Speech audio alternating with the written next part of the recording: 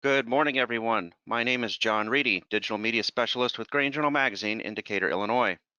We are excited to present today's webinar, Dust Explosion Prevention Methods by Dr. Kingsley Ambrose of Purdue University. Dust explosions are one of the most serious and widespread types of explosions that occur in the grain industry. Dust explosions lead to significant financial and personal losses from downtime, repair, injuries, and fatalities. The goal of this webinar is to communicate ways to prevent dust explosions and to raise awareness and adoption of prevention technologies by grain handling and processing facilities.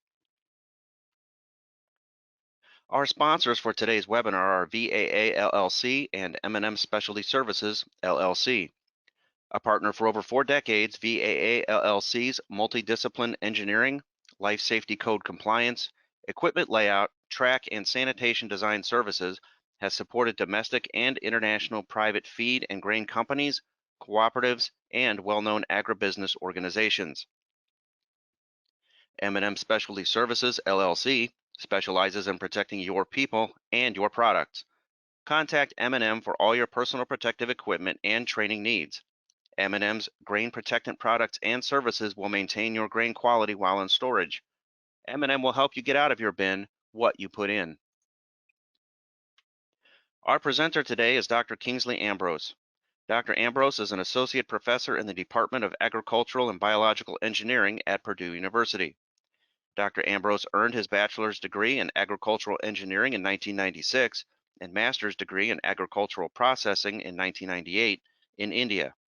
He earned his PhD in agricultural and biological engineering from Purdue in 2010.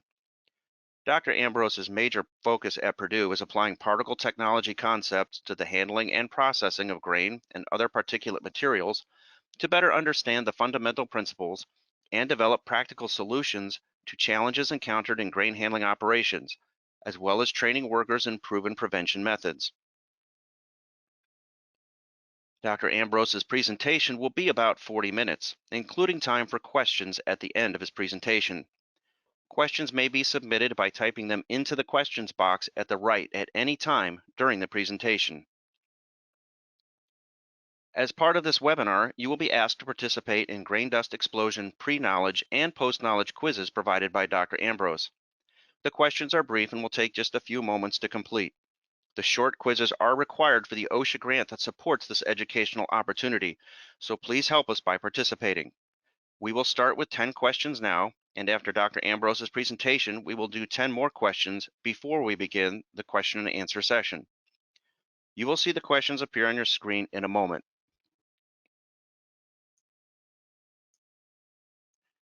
Here we go. Which of the following is not an element needed for a grain dust explosion? A, oxygen, B, saturation, C, ignition source, D, dispersion, or E, confinement? Please take a moment to answer the question.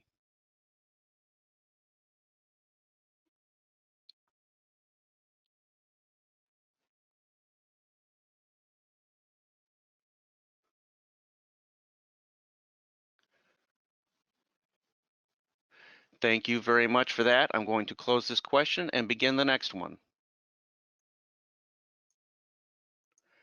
True or false? Pressures from an explosion with corn dust can be greater than 100 psig.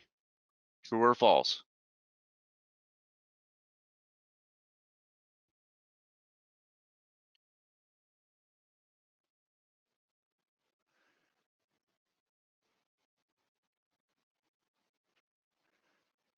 Thank you very much to everyone. We're going to give it just a few more seconds, and then we'll begin the next question. All right, I'm going to close this one now. Our next question. Good housekeeping includes A, vacuuming with proper equipment, B, paying attention to hidden areas, C, training all employees, D, maintaining dust aspiration systems, or E, all of the above.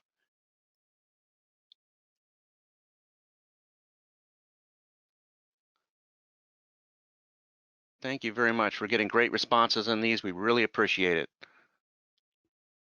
Going to close this poll now. Thank you very much. The next question. Number 4, true or false? Deflagration isolation is an option for dust explosion protection. True or false?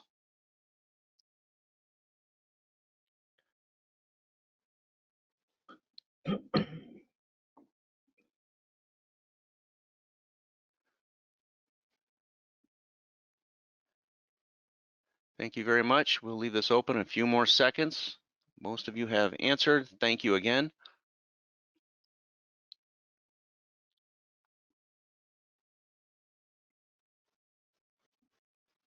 Okay, we're going to go ahead and close this question now. Our next question, true or false? Tramp metal is a common ignition source in grain handling facilities. True or false?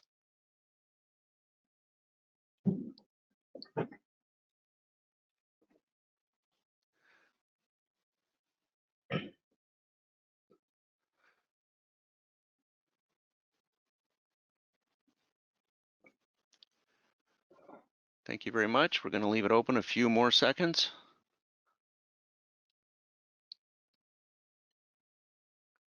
Okay, thank you for that. Our next question. True or false? Water can be used to extinguish fire from a grain dust explosion. True or false?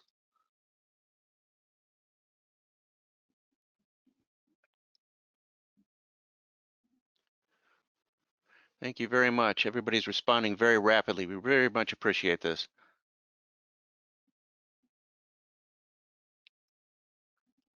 This is our 6th question. We'll have a few more to get to number 10.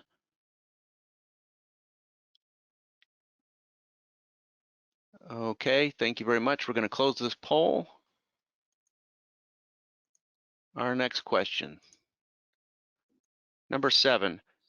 Safety precautions for bucket elevators include A, locating the bucket elevator inside the main structure, B, dust tight with no venting to prohibit escape of dust, C, belt speed, alignment, and bearing temperature sensors, or D, explosion venting secured tightly to the leg. There is one correct answer for this question.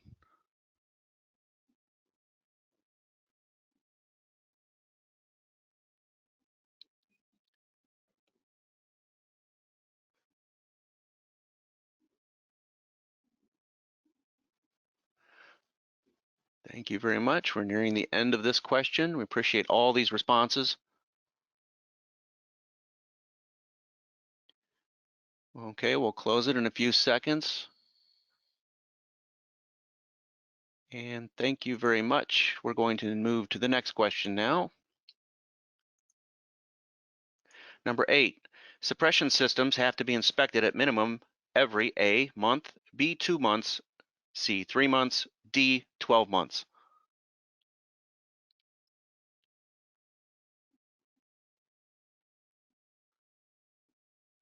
Thank you very much. This is our 8th question. We'll have 2 more to go.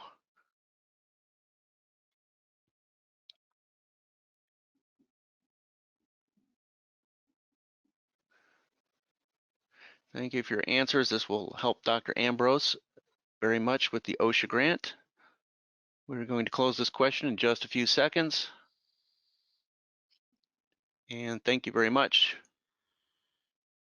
Our next question, true or false? Primary explosion is more powerful than the secondary explosion. True or false? The primary explosion is more powerful than the secondary explosion.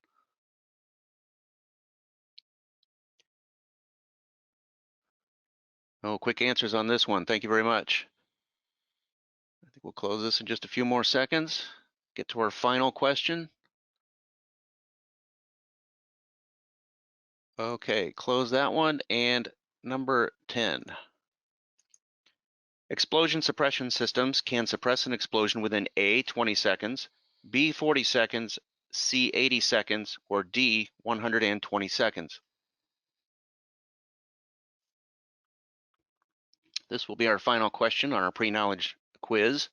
We will have 10 more questions after Dr. Ambrose's presentation. Thank you very much for answering these. We'll give it a couple more seconds. All righty, thank you very much. We're going to close this portion. Dr. Ambrose, at this time, could you please do a voice check? Good morning, John. Can you Good hear me morning. okay? Yes, thank you. We can hear you just fine. Can you please show us your screen?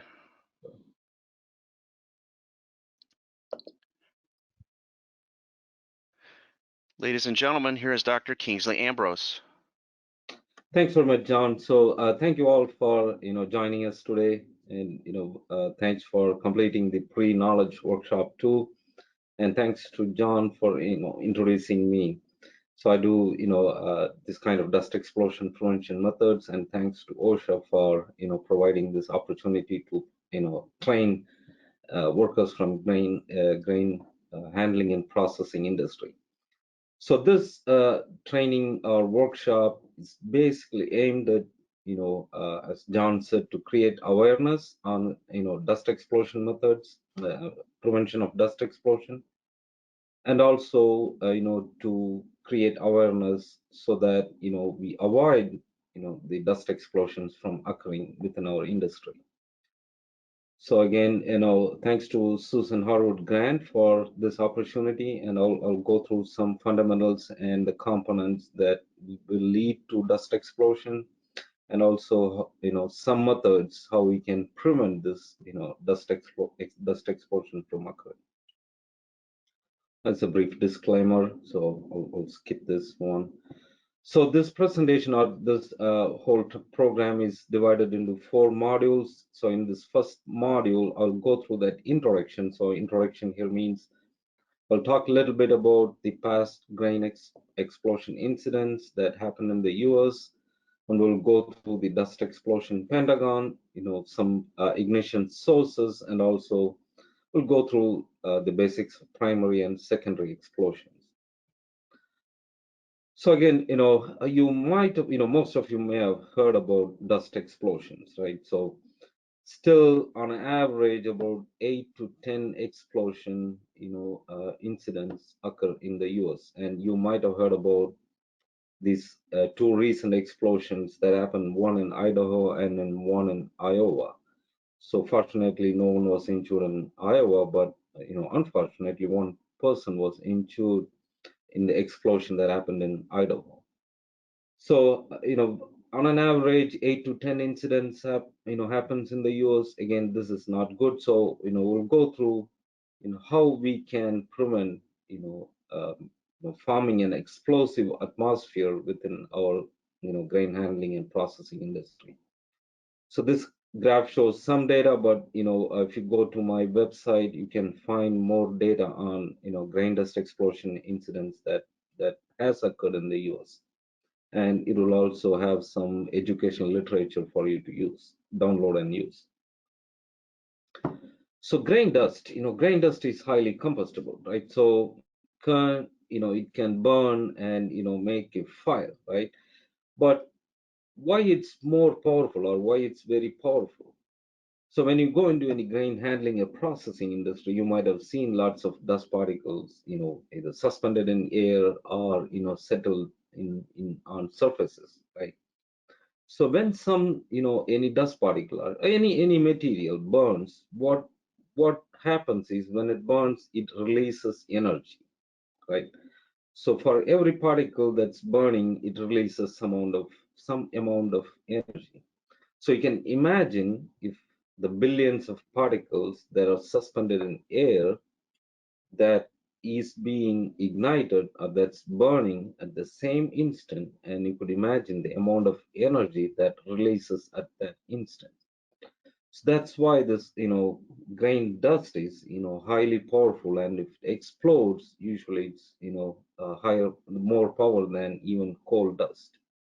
So these grain dust particles are usually very dry and very small in size, so they are very easily combustible. That means, they can burn at a lower temperature. So I'll talk more about that in later part of this presentation. So, some of you might have seen this, dust explosion Pentagon, the factors that, leads to an explosion, right? For a fire to occur, we need three, I'm sorry, trying to trying to get the pointer. Sorry about that. So we need three factors, such as the grain dust, or the fuel, the oxygen, which is always present, and ignition, any kind of, burning or any kind of ignition that occurs within the facility. So if we have these three factors, then it leads to a fire. And when you add this component of dispersion, or the fuel that's dispersed in air, and the confinement, we have, the perfect recipe for an explosion to occur. So let's, walk through, these components. If you take this oxygen, air is always there, right? So we don't work in, air-free environment or in nitrogen environment. So air is always present in our grain handling and processing facilities. Grain dust, we bring in lots of dust, we manufacture, we produce lots of dust, etc. So the dust is also always there. For example, when you bring, harvested grains into your grain handling facility, 1 metric ton of dust, sorry, 1 metric ton of grain can bring in about 1 to 5 kilogram of dust along with the grain. So when you start handling, this dust gets separated from the grain and then, starts collecting on the surfaces or gets suspended within the facility.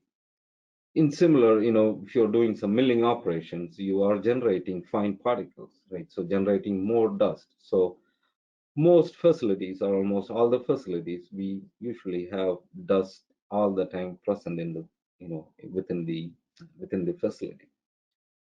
Ignition source, we'll talk more about ignition source in a bit, but there are, always some kinds of ignition source that could be found within a grain handling and processing facility.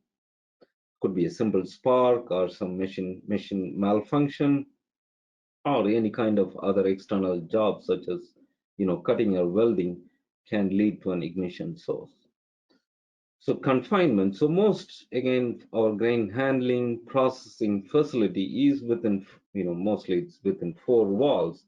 So we always have a confined space, and all the processing machinery and also the handling machinery are within, metal structure. So it gives a perfect confined space for an explosion to occur. And the dispersion, again, as I mentioned before, the dust particles are very small and very fine particles. They're very dry, so they get easily dispersed. And when they disperse, they keep on, settling on surfaces where we may not, clean or, collect the dust very often. So with all these five factors, if all the five factors are present at one instance, then, an explosion occurs. If you can avoid one factor or one component within this pentagon, usually we can avoid an explosion. And the major, component that we can easily avoid or easily remove from this pentagon is the ignition source. Okay? And we'll talk more about, how we can avoid this ignition source, or, how we can avoid this formation of explosive atmosphere during the later part of this presentation. So, and you might have heard about this primary and secondary explosions, right? As John mentioned, usually the secondary explosions are more powerful. So what happens is, as I mentioned, when we bring in lots of dust, either it could be, after harvest, or, it could be from our, processing operations such as milling of, grains and other solids. So these dust particles, usually settles on surfaces, could be in a hidden spot or in any kind of surface, in floor, wall, etc. So when an ignition source is present, this dust, the settled dust starts burning and, forms into a small primary explosion with, sudden release of huge amount of energy. This primary explosion unsettles the dust that is, settled on other places or other spots and forms into a larger cloud. And when this larger cloud explodes or ignites at one instant, secondary explosions occur. So these secondary explosions with more amount of fuel that's contained within the cloud is much more powerful. I'll also show you some data on this, pressure generated from these explosions too in a bit. So ignition sources, there are, lots of ignition sources that we can see in our facility, but the leading source is unknown. As you could imagine, if an explosion occurs, we cannot go back, and most times we cannot go back and find where the ignition started or what led to an this ignition or to the explosion.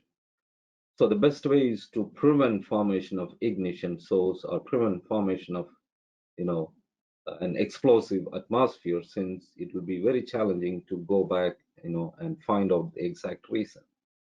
The other common leading sources include welding or cutting. Again, if you did not shut down the facility, and if you are doing welding or cutting job, in an explosive or dusty environment, just as an example, there was one incident like 10 years ago.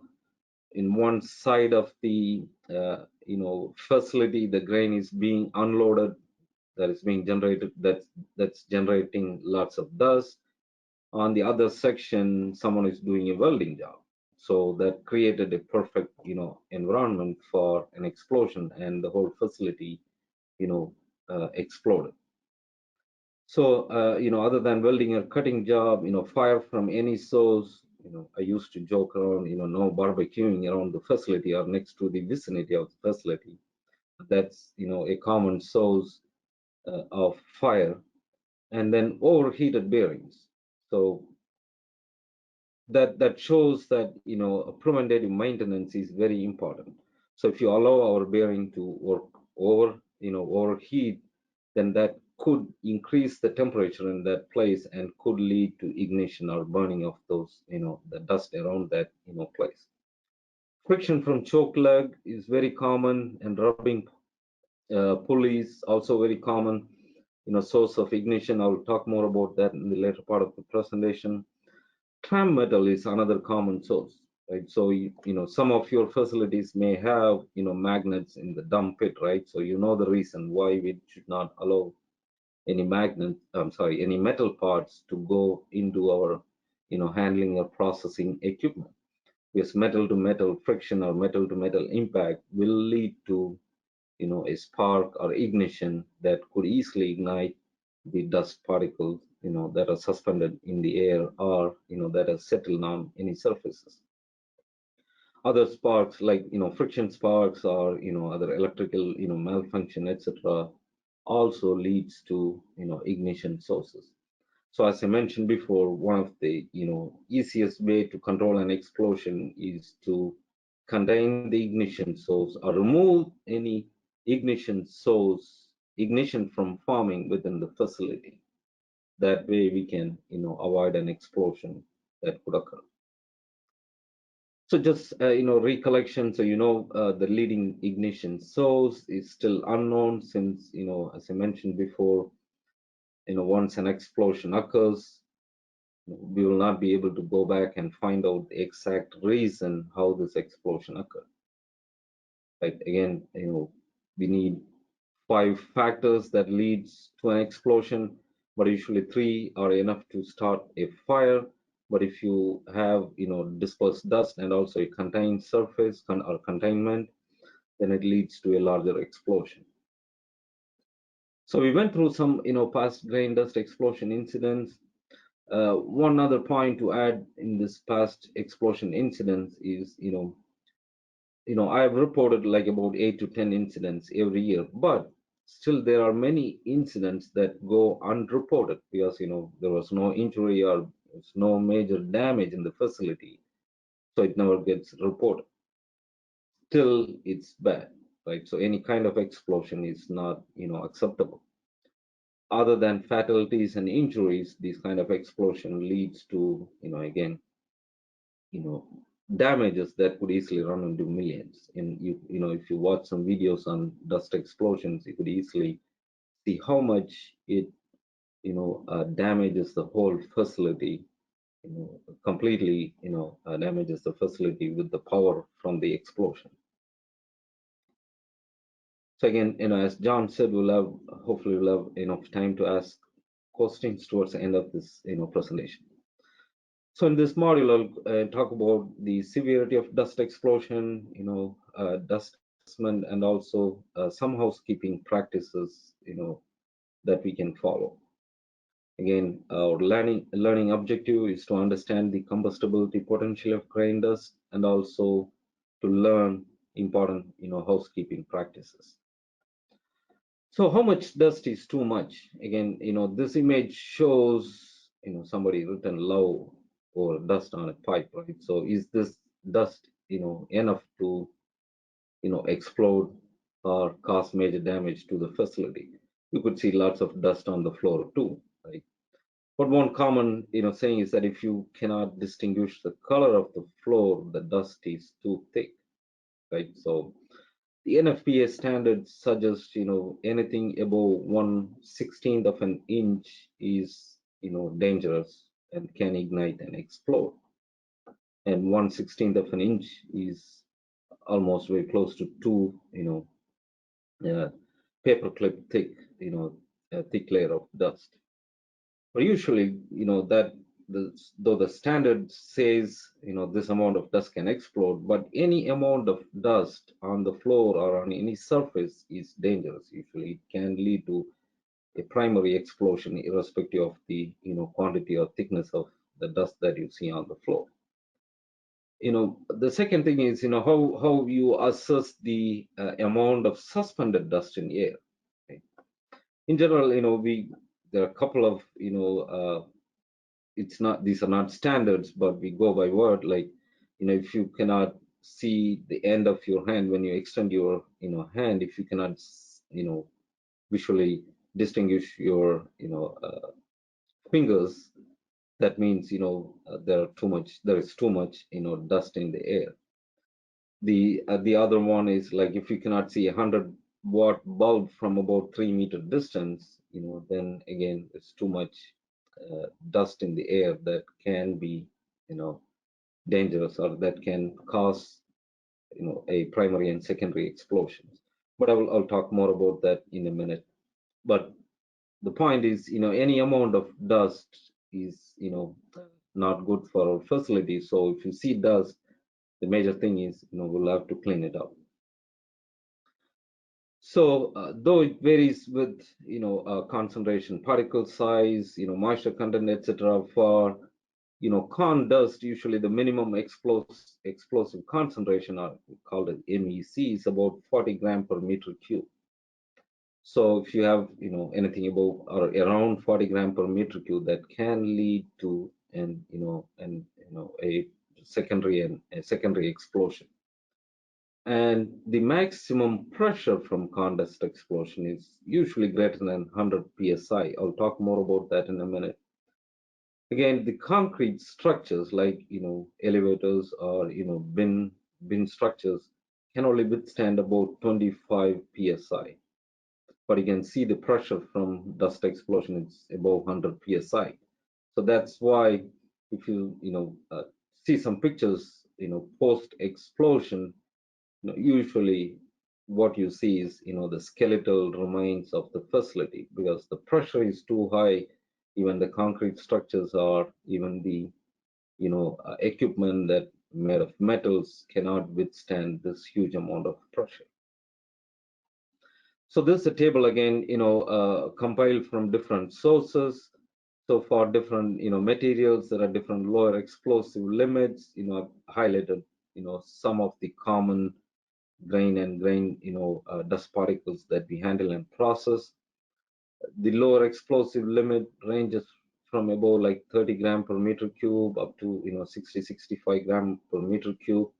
And you could see the maximum explosive pressure, it's always above 100 psi.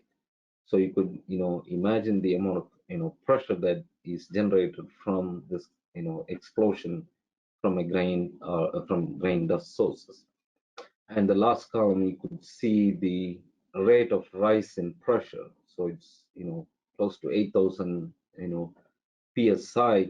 So this much, focused or concentrated pressure rise occurs when there is an explosion from a brain dust source. Another important thing is the minimum ignition temperature. You could see here, you know, if you have a layer of dust, it can ignite above close to 200 degrees Celsius. So now we can relate why a hot bearing or a hot surface can easily ignite this amount of ignite this dust particle that settled on a surface, right? So the ignition temperature is very low, and that can lead to a fire, and that fire can lead to a primary and secondary explosion. But again, these are from compiled sources.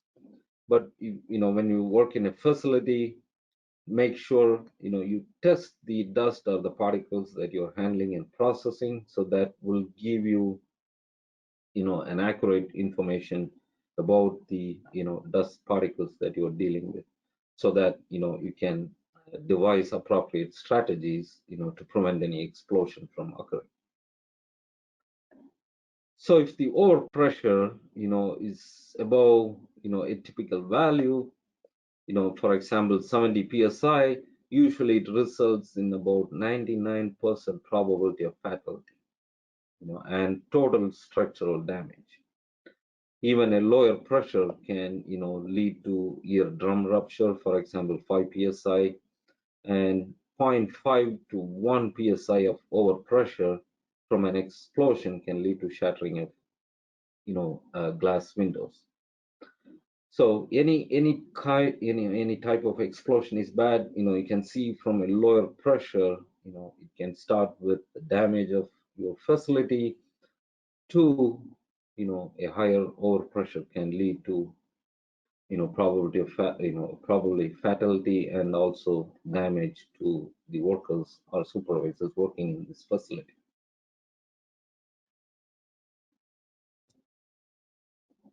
So how we can prevent some how can we take some measures to prevent some explosive atmospheres? Okay, so some of the suggested good housekeeping practices are vacuuming with proper equipment, like using compressed air, dry sweeping with brooms, etc. Right. So according to National Fire Protection Association 61 standard 61, vacuuming with proper equipment is suggested. So you completely remove the dust from your vicinity or from the facility, so that it doesn't, lead to an explosive atmosphere. Okay. I'll talk more about that in a minute. And compressed air. So though it's a, suggested, a method, but it's not an advised method for, preventing dust accumulation. It has, some disadvantages too. I'll again talk more about that in a minute.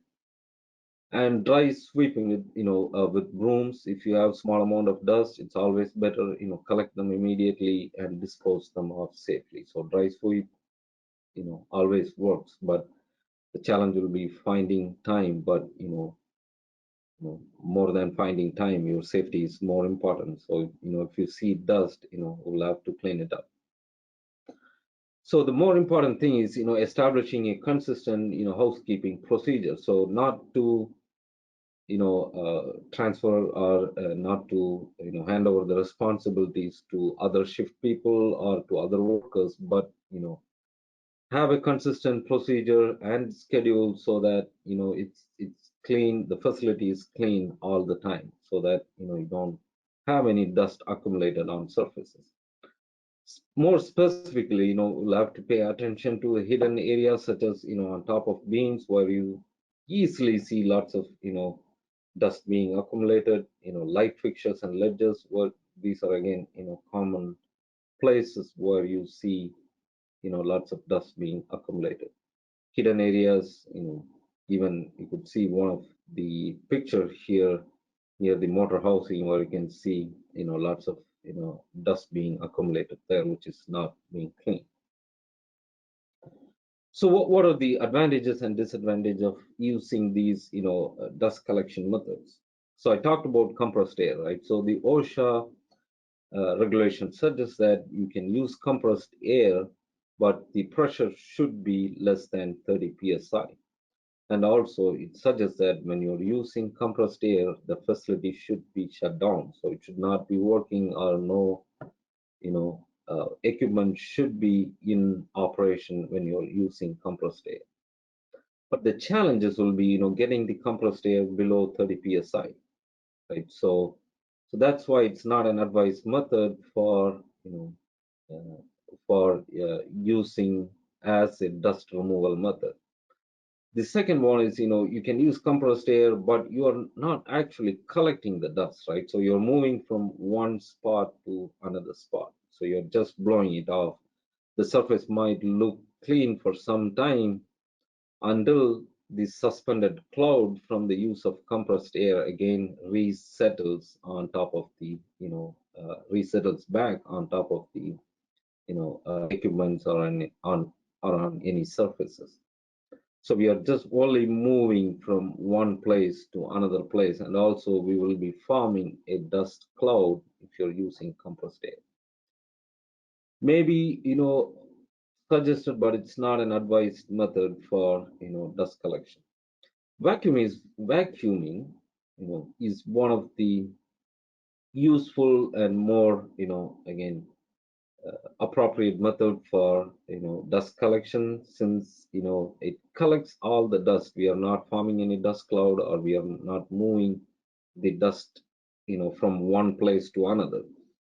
But provided, we'll have to use the vacuums that are specific for these purposes. Okay? That should be, explosion proof. And again, if you, take a look at the National Fire Protection Association standards, they have standards for what kind of vacuum can be used in an explosive atmosphere. You cannot use a regular, vacuum that we use in our home to, remove dust in an explosive atmosphere. Dry sweeping, again, simple and easy method, so you can collect the dust easily. It also have, a couple of disadvantages. Dry sweeping again can form small, minor, dust clouds around the sweep. So you'll have to be very careful on that. When you, sweep using a, broom or thing, a broom, so that you're not forming any, dust cloud. And also, you'll have to use specific brooms that are designed for, explosive atmosphere. You should not be using all, any regular sweeps. Okay. And also, when you go back, think about, some hidden areas in your facility where, you'll have to give special attention for, collecting the dust that is being, accumulated or settled on surface. So again, keep in mind, remember the Pentagon, 5 factors that leads to formation of an explosive atmosphere, but only 3 factors are needed to, for a fire to occur. But adding dispersion and confinement will, lead to an explosive atmosphere. So our basic goal is to prevent formation of an explosive atmosphere. And as I mentioned before, if you can remove one factor from this pentagon, we can avoid an explosion from occurring. So I went through some of the, combustibility potential of grain dust, and also some, important housekeeping practices. So moving on to the next module on dust explosion protection methods. So we'll go through, understanding the use of sensors, for preventing dust explosion, and also, understand the use of dust explosion protection methods, so that, you can prevent any explosion from occurring. Okay, so you might have seen, some, people trying water as an extinguisher. So I just wanted specifically to bring this up because, most of the products that we carry or convey and handle and process in our grain, industry is water incompatible. That means, we cannot use water as an extinguisher if there is a fire or explosion that, occurring in a grain handling or grain processing facilities. But again, if you are using commodities such as oil seeds, cocoa beans, etc. But that may be compatible. But for sugar, flour, starch, grains, etc., these are water incompatible. Okay? There are different reasons behind that. One is again, they could absorb moisture, and when there is a fire or explosion, this water that's absorbed by these components can expand and can increase the severity of this explosion. So it's better to avoid water as an extinguisher when you see a fire or explosion in your facilities. And you might have seen some facilities use mineral food grade mineral oil to contain the dust. Okay, that's again one way of keeping the dust level low.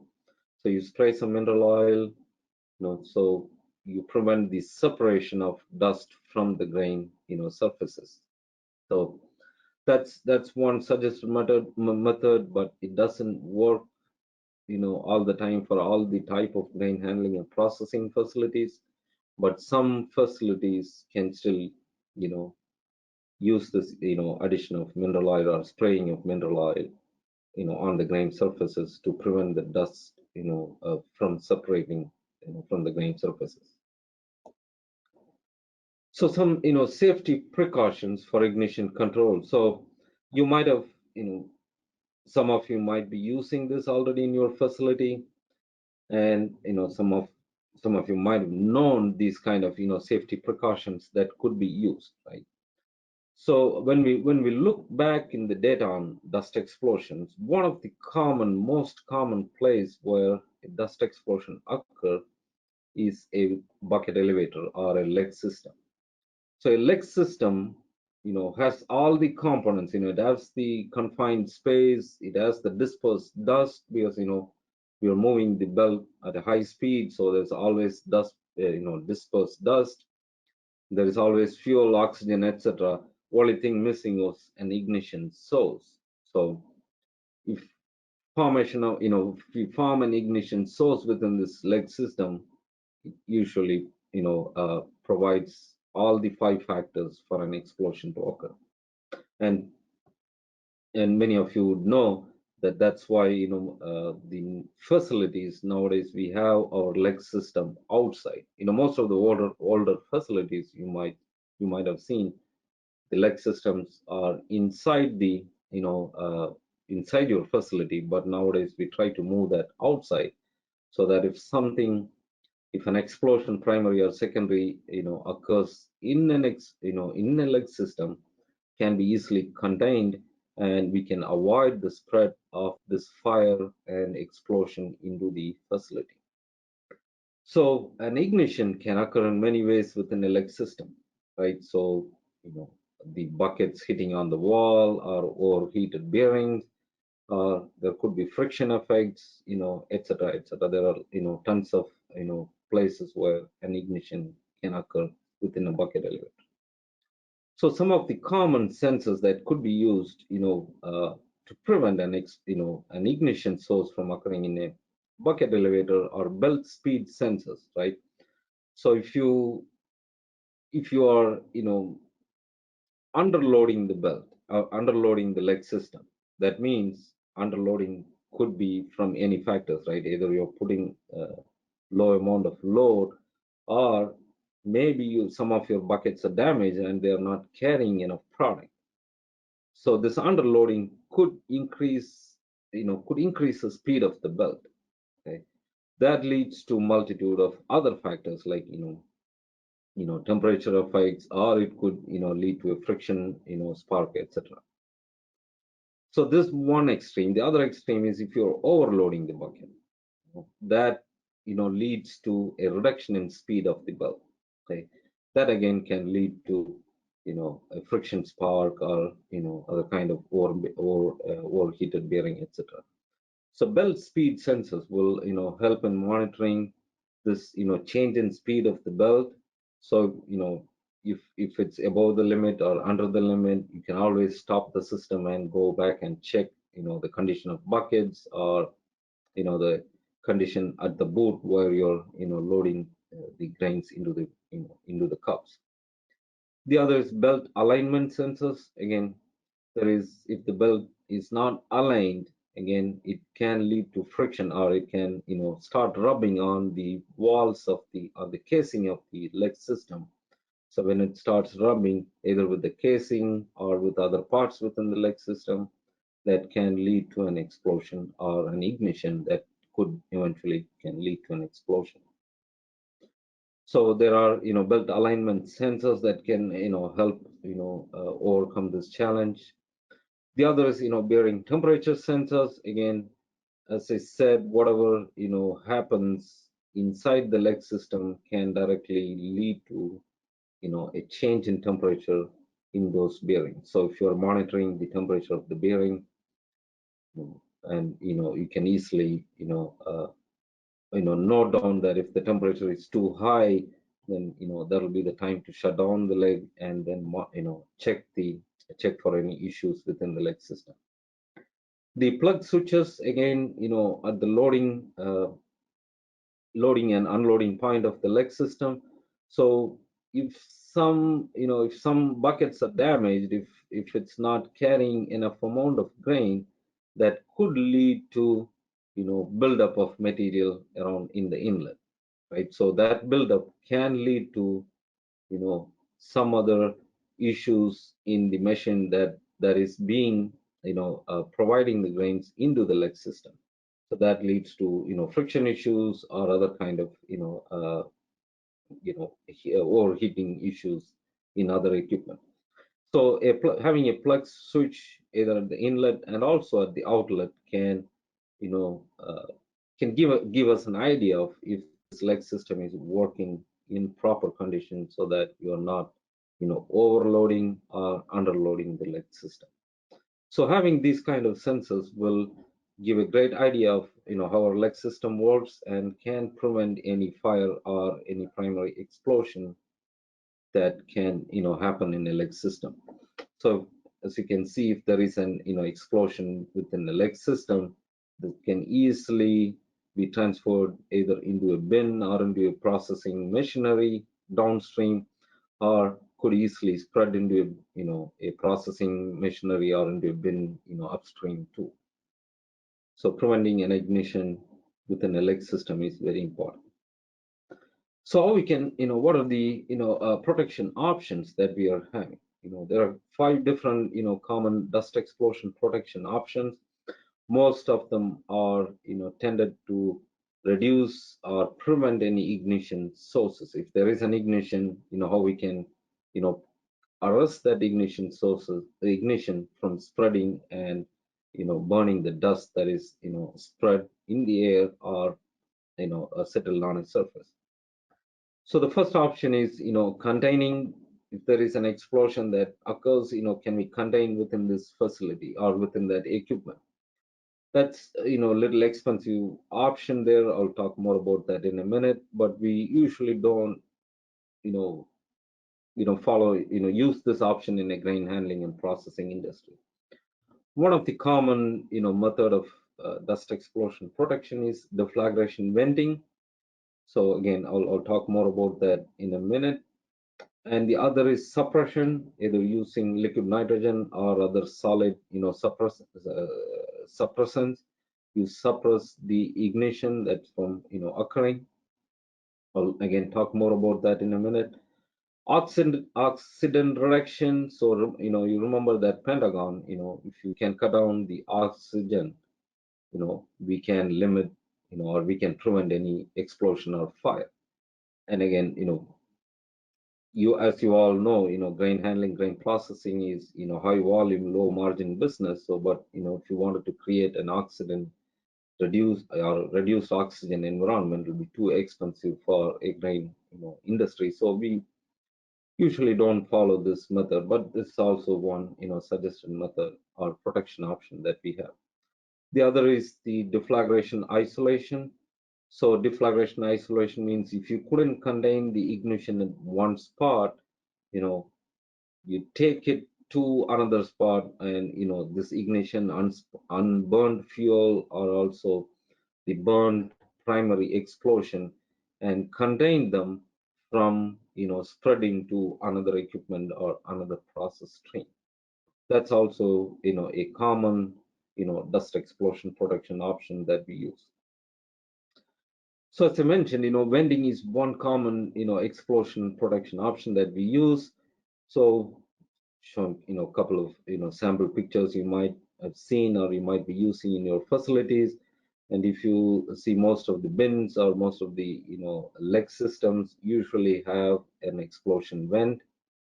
And if you do not have, it's highly advised to have some explosion vents in the highly explosible equipment. So usually the explosion vents are the weakest spot within that facility or within the building or within that equipment. Okay, so that if there is a primary explosion, this vent will bust out open, so that the unburned fuel or the flame and whatever is burning will be vented out, so that the other parts of the facility or the equipment are still safe and with much reduced damage to the facility, and even much less damage to your equipment, and also downtime too. And as you could imagine, if an explosion occurs, there will be huge amount of downtime that we have to deal with, other than the lost equipment and damaged equipment and facility. So flameless vending, again, arresting the flame and also explosion. It's mostly for indoor installations where we don't have other option of using a vent to vent out the unburned fuel. So how this works is, it arrests all the flame and also the explosive pressure, the pressure from the explosion within this device. Okay, so as you can see, since it's absorbing all the pressure from the explosion, your room or building where it's installed should be strong enough to withstand this absorption of pressure to, if not, it can lead to cracking on walls or damage of building or facility. Again, it's mostly for indoor installation. The other common method that we use is the suppression system. So there are different suppression systems, either using liquid nitrogen or powder-based suppressants. So how this suppression or the suppression system works is, usually when there is a primary explosion, the fireball from the primary explosion travels at about 30 feet per second. But the pressure wave travels at a speed of about 1100 feet per second. So the detector or the sensor detects this pressure wave, since it travels at a higher speed, and when it detects the pressure wave, this instrument, it sends the signal to this suppressor to spray the suppressant, either liquid or powder, to arrest or contain the fireball. So you kill the fire and the primary explosion within that spot instantaneously. So it usually happens at very quick time, maybe less than 80 millisecond.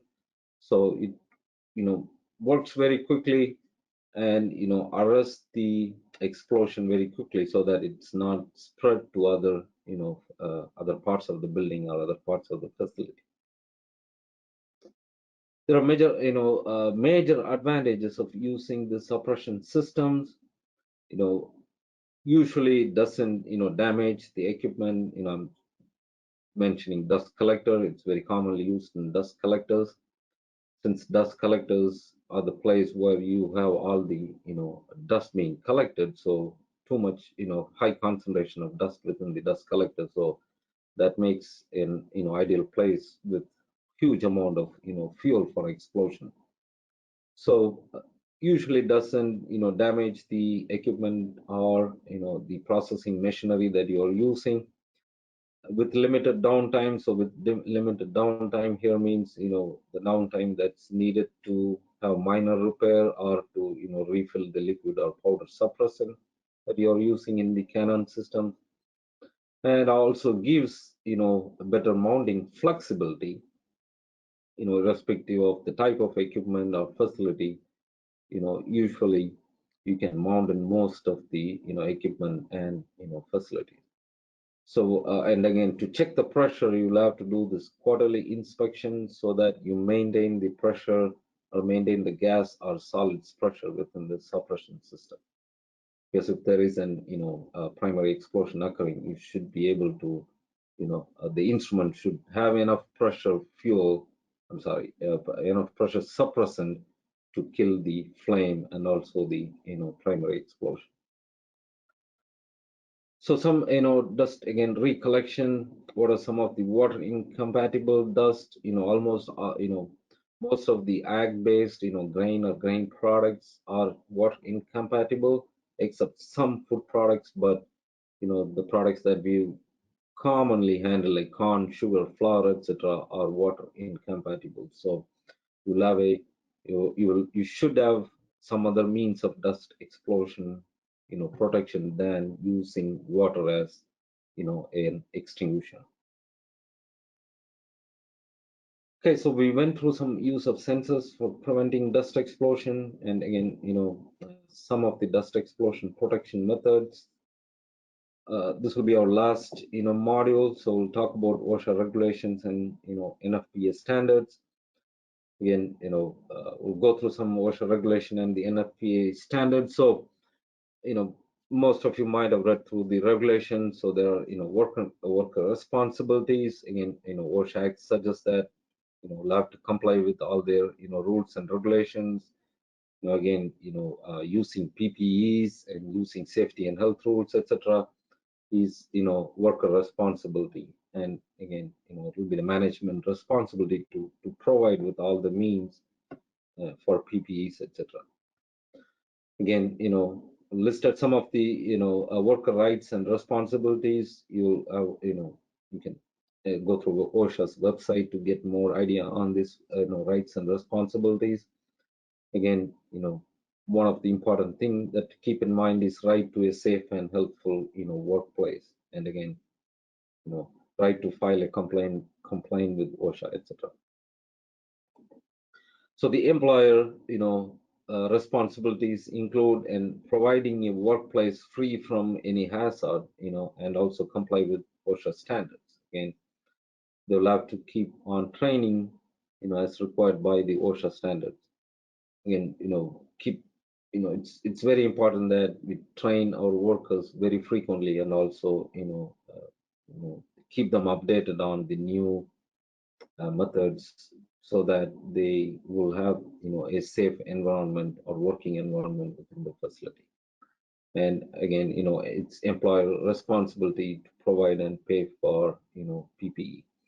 So when in terms of grain dust explosion, again, PPE is the last option that we have. So our focus should be on minimizing, or preventing the formation of an explosive environment. Usually for explosions, again, PPE is the last option.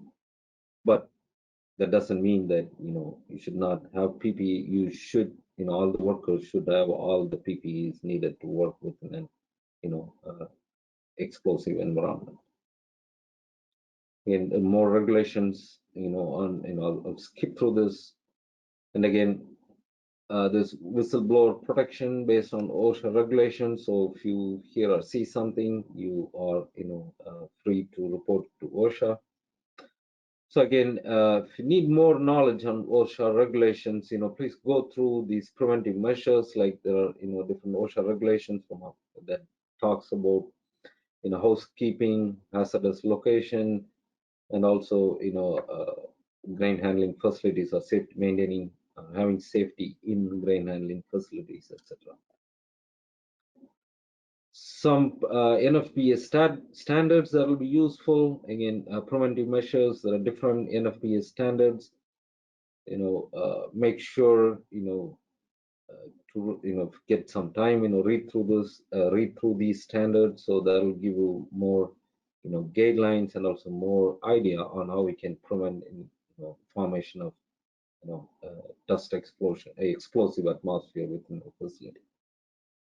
And I've listed, most of the NFPA standards that are directly related or deals with, dust explosion. So just quickly went through, some important OSHA regulations and also some NFPA standards. Again, thank you for, patiently listening, and also hopefully it was, useful in creating some awareness on, grain dust explosion. Once again, thanks to the Susan Harwood training program. And I wanted to specifically thank, Grain Journal, John Rady, and also Mark Avery for, helping me, deliver this awareness program. Thank you very much. And if you have any questions, please let me know. Thank you for a very informative presentation, Dr. Ambrose. We will now begin the post-presentation quiz. After the quiz, we'll have our Q&A with Dr. Ambrose. These questions will mostly be true and false, so we'll get through these fairly quickly. Question number 1, true or false? The 5 elements of the explosion pentagon are confinement, saturation, oxygen, dust, and ignition. Please take a moment to answer this question. Thank you very much. Answers are coming in fast. We'll close this in a few seconds.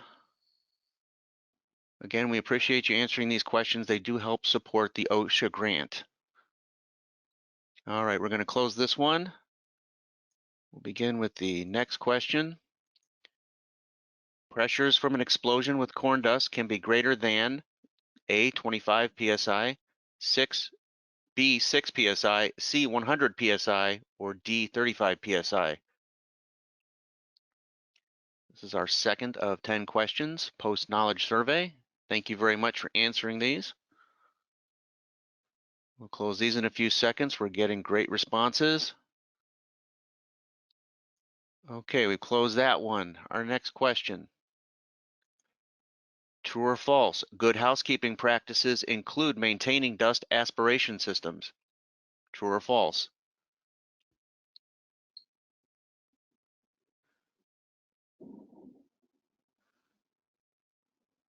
Alrighty, thank you very much. Again, very quick answers. Appreciate it very much. Going to close this in a few seconds.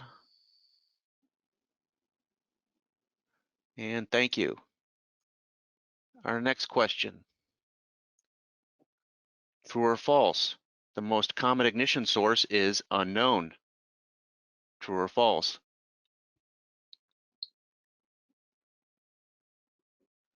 Thank you very much. We'll close this one in a few seconds.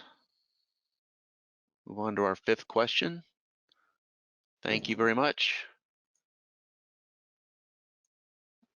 Our next question. True or false? Dust levels reaching a minimum explosive concentration can lead to powerful secondary explosions. True or false?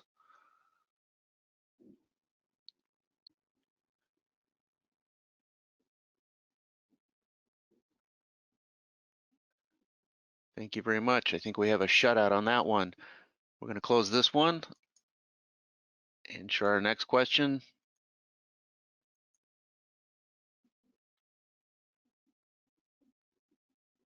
True or false? Bucket elevators must have explosion relief panels on outside legs. True or false? This is our 6th question. Thank you very much for answering. Again, these questions help support the OSHA grant. All right, we're going to close this one in a few seconds. Thank you very much. And our next question, number 7. Dust explosion protection options include A, containment, B, deflagration venting, C, suppression, D, deflagration isolation, or E, all of the above.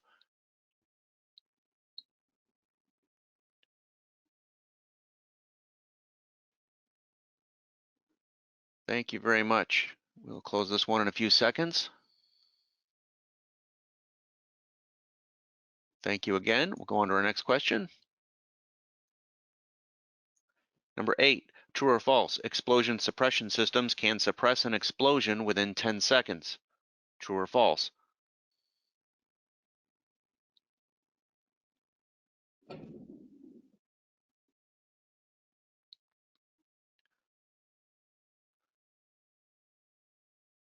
Thank you very much. We will close this one now in a few seconds. We have 2 more questions to go. Okay, number 9. True or false? Mechanical isolation systems use fast-acting valves to contain the flames. True or false?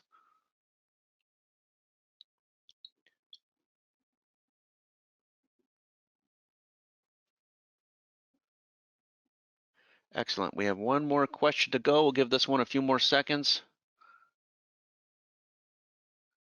Alrighty, we're going to close this one now. And our last question. True or false? Suppression systems have to be inspected every 3 months. True or false?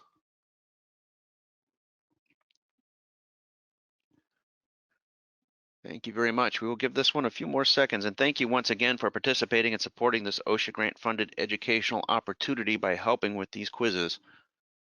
We'll close this one in a few seconds. All right, that one is now closed. Thank you very much. We will now begin our Q&A. First question, Dr. Ambrose. I was wondering what an end user should expect regarding explosion suppression effectiveness. No damage, minor damage, etc. What are the expectations there? So again, as I talked about, there are different options. So usually you can expect some minor damage. And if you're, using an explosion vent, definitely the vent will damage. So you'll have to replace the vent system. And if you're using a liquid or solid suppression system, suppression system, definitely you'll have to refill the suppressant, and also you'll have to clean the the equipment or the facility for any suppressant that's outside. So the damages you can expect should be very minor compared with if you do not have any other these kind of protection options. Okay, our next question. This has to do with the explosion itself, I think. What about the use of a smooth bore nozzle or a straight unbroken stream? I think they're referring to water. Maybe I think they're referring to the compressed air, if I am Or correct. compressed air, okay. Maybe. So again, that's one of the suggestion, again, as mentioned, to bring, keep the air pressure below 30 psi. So we, try to use nozzle or, some kind of reduction system. Again, make sure that, again, the facility is completely shut down if you're, if you can bring that, pressure below 30 psi. Again, it's one of the method that's suggested, but it's not always advised, since it's not completely collecting the dust, but we are usually moving from one place to another. So our focus should be on removing the dust or completely collecting the dust, so that it's not present in the air or settled in some surfaces. Hopefully Thank you that for answers the question. yeah, I think that's correct. Thank you. Next one, thoughts on using a brushless battery operated leaf blower to move dust when a facility is shut down. Usually, if I'm not sure on the brushless, battery operated. I'm not sure if that is, NFPA, if it is manufactured for NFPA suggested use in explosive environments. So the challenge here is, one is, to remove the dust, and also the second is to prevent any formation of, ignition or spark. So if it's not suggested or prescribed use in an, explosive environment, it should not be used. So always, make sure it's, manufactured as per NFPA suggested practice for using in an explosive environment. Okay, I think we have time for one more question here. What does the historic data on grain dust explosions teach us? That's, again, as I mentioned, we see about 8 to 10 explosions occurring every year, right? So earlier in 80s, the number of explosions were really high, and then again the OSHA regulations came in place, started reducing the number of incidents, but still we are again having 8 to 10 explosions. So we don't have uh, we cannot relax in terms of having dust in our facilities. So any amount of dust can lead to an explosion. That's what the historical data shows. So we may have we may have reduced the number of explosions a lot, but the historical data and the current trend, what we see again, as from the last two incidents that happened, this month, the Idaho incident and the Iowa incident. So we should not relax, or we should not, be very, careless on having dust or on dust prevention strategies. All right, thank you, Dr. Ambrose. I believe that is all the time we'll have for questions today. A reminder, if your question was not answered, it will be forwarded to Dr. Ambrose for him to answer. I would like to thank again our sponsors, VAA and M&M Specialty Services, for this informative program presented by Dr. Ambrose of Purdue University. This webinar is being recorded and will be available within 24 hours at Grain Journal's website, www.grainnet.com, where you can also view past webinar recordings. Finally, in a follow-up email, you will receive a link to complete a workshop evaluation. It is important to complete this evaluation as part of the OSHA grant to help improve future safety training presentations. So thank you in advance for your input on this survey when you receive the email within 24 hours. And I would like to thank you again for joining us today and for Dr. Ambrose, and have a safe rest of your day.